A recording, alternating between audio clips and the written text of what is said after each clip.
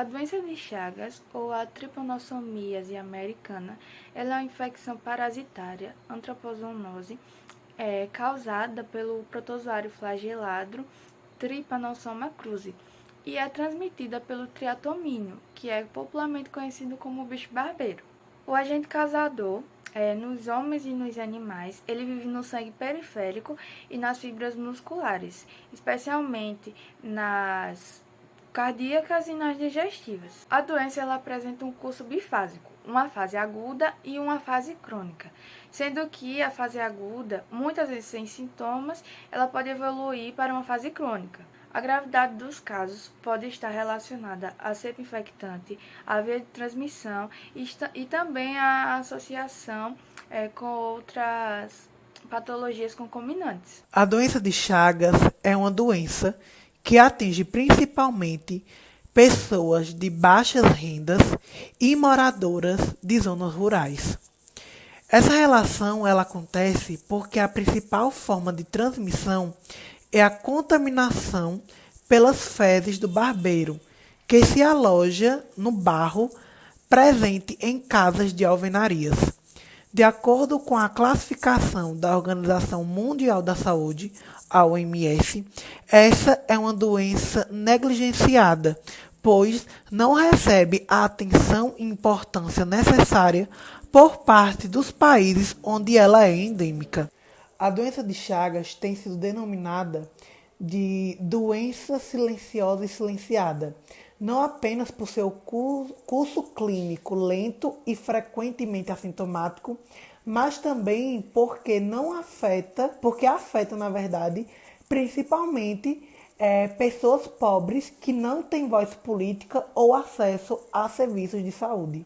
Somente na América Latina, estima-se que haja 6 milhões de pessoas com a doença de Chagas em 21 países.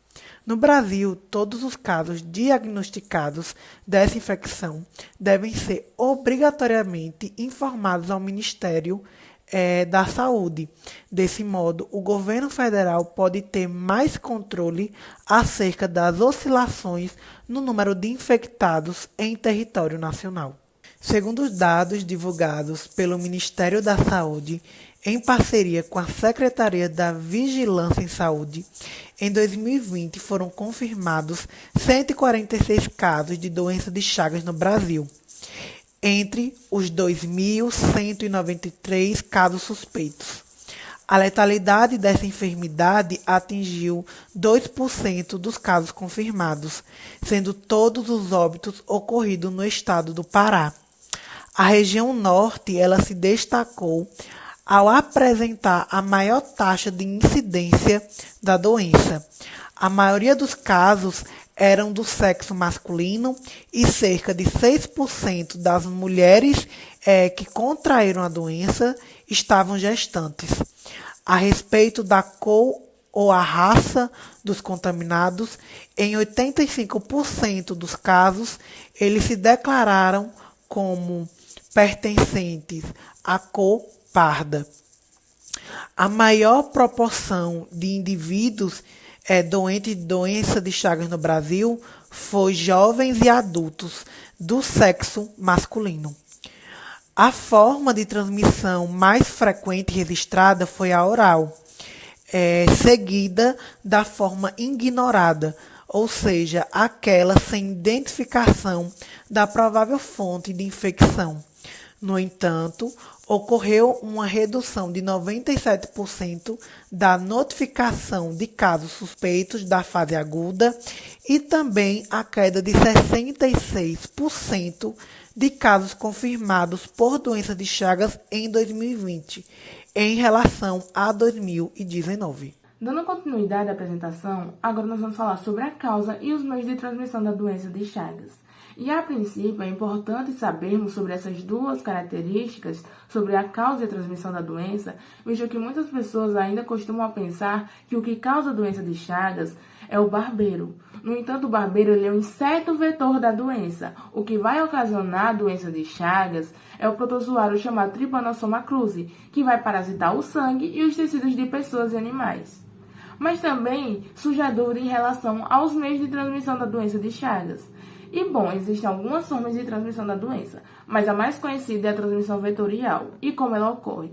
Ela vai ocorrer por meio das fezes dos insetos vetores, nesse caso, o barbeiro, onde ele vai picar a pessoa e quando ele pica a pessoa, ele costuma eliminar suas fezes. E se esse barbeiro ele tiver o parasita da doença de Chagas, esse micro-organismo ele vai ser liberado na pele da pessoa, então a pessoa ela vai lá, vai coçar o local da picada, e as fezes eliminadas pelos mosquitos e contaminadas com o parasita, elas vão penetrar na pele através do orifício da picada e vai se iniciar a fase aguda da doença, caso esse barbeiro ele tiver o parasita da doença de Chagas. Porque pode acontecer de que você seja picado por um barbeiro e ele não tenha a doença de Chagas. Então, nesse caso, você também não parasita da doença de Chagas. Então, nesse caso, você também não vai ter a doença, já que não vai ter o parasita. Nesse caso, o Trypanosoma cruzi. Mas também existem outros meios de transmissão da doença de Chagas, que é pela transmissão oral, ou seja, pela ingestão de alimentos contaminados com os parasitas, que já ocorreu no Brasil, que foi no açaí, na cana-de-açúcar, e também tem a transmissão de mãe para filho, ou também de forma congênita. Nesse caso, de transmissão de mãe para filho, é pela placenta ou pelo leite materno, e também existe a transmissão por transfusão de sangue e pelo transplante de órgãos infectados, que era comum no passado, no entanto, atualmente, existe uma série de exames de sangue, entre outras coisas, para que não venha acontecer isso. E também pode ocorrer por acidentes de laboratório. O Trypanosoma cruzi, ele é um protozoário unicelular, dotado de um núcleo diferenciado e contendo no citoplasma uma estrutura característica, o cinetoplasta, ligado à sua mitocôndria. O cinetoplasto, ele contém o DNA especial, o kDNA. Das suas proximidades parte um flagelo curto ou longo. Esses flagelados, eles multiplicam-se por divisão binária simples, iniciando-se a reprodução pela duplicação do corpúsculo basal, do flagelo e do cinetoplasto. O Trypanosoma cruzi ele apresenta 3 formas morfológicas no seu ciclo evolutivo: tripomastigota, amastigota e epimastigota. O ciclo biológico do Trypanosoma cruzi é do tipo heteroxeno, passando o parasito por uma fase de multiplicação intracelular no hospedeiro vertebrado e extracelular no inseto vetor, o triatomínio, ou seja, o bicho barbeiro. Os tripomastigotas metacíclicos, eliminados nas fezes e urinas do vetor durante ou logo após o repasto sanguíneo, eles penetram no local da picada e interagem com as células do sistema fagocítico mononuclear da pele ou mucosa.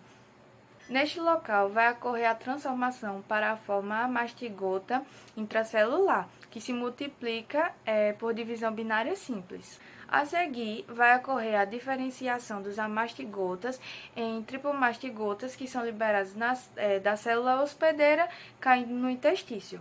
Esses tripomastigotas, eles caem na corrente sanguínea e eles podem penetrar em outras células do sistema fagocítico mononuclear, ou eles são destruídos por mecanismos imunológicos do hospedeiro.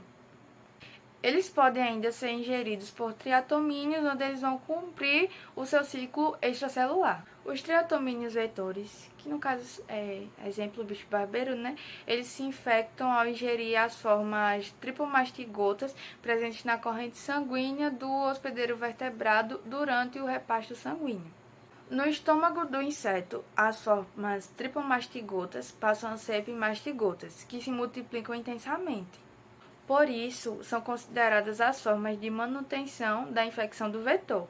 No reto, as epimastigotas se diferenciam em tripomastigotas, que são as infectantes, e são eliminadas nas fezes e ou nas urinas. Os sintomas da doença de Chagas são variados dependendo de 2 fases, a fase aguda e a fase crônica. A fase aguda começa logo nos primeiros 3 meses após a infecção. Na fase aguda, na maioria dos casos, não há sintomas, mas alguns foram perceptíveis e os principais são febre prolongada normalmente por mais de 7 dias, dor de cabeça, fraqueza intensa, mal-estar, inchaço no rosto e nas pernas. Além destes, pode ter aumento do fígado e do baço, náuseas e vômitos. E também pode ter inchaço ao redor dos olhos e vermelhidão no local da picada. Lembrando que esses sintomas não são tão frequentes, mas são bem característicos da doença de Chagas. A fase crônica da doença de Chagas corresponde ao desenvolvimento do parasita nos órgãos, principalmente no coração e sistema digestivo. Quando surgem, esses sintomas são graves, podendo haver o aumento do coração, chamado de hiper ou cardiomegalia, insuficiência cardíaca, megacólon e megaesôfago. A doença de Chagas tem cura durante a fase aguda, que é quando o protozoário ainda circula pelo sangue do indivíduo. São utilizados medicamentos que têm como objetivo matá-lo e impedir sua reprodução, para que a doença possa regredir. O mesmo medicamento pode ser utilizado na fase crônica, só que com menos chances de sucesso. De modo geral, quem tem a doença de Chagas crônica precisa realizar um acompanhamento médico constante para impedir que a condição evolua ou traga novos sintomas ao paciente. Agora nós vamos falar sobre o diagnóstico da doença de Chagas. E a princípio é importante sabermos que nem todos os infectados desenvolvem a doença, da mesma forma que nem todo barbeiro, como foi dito anteriormente, está contaminado. Você pode ser picado por um e não ter a doença de Chagas. E é aí que entra o diagnóstico, porque como é que vai acontecer? Como é que eu vou saber se eu tenho ou não a doença de Chagas?